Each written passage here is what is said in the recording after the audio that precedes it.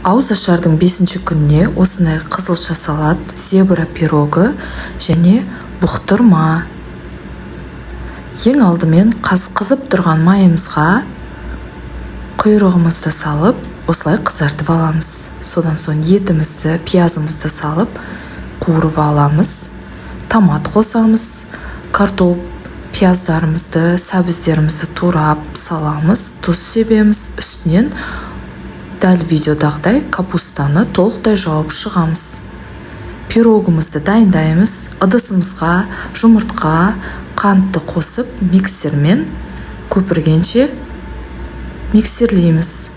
Сұйық май, ұн қосып, жақсылап араластырамыз, сүт қосамыз.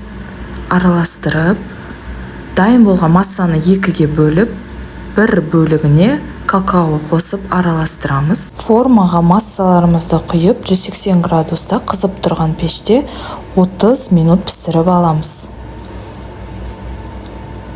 Біздің ауызашардың 5-ші күніне арналған ас мәзіріміз дайын болды. Міндетті түрде жасап көріңіздер. Ұстаған оразаларыңыз қабыл болсын.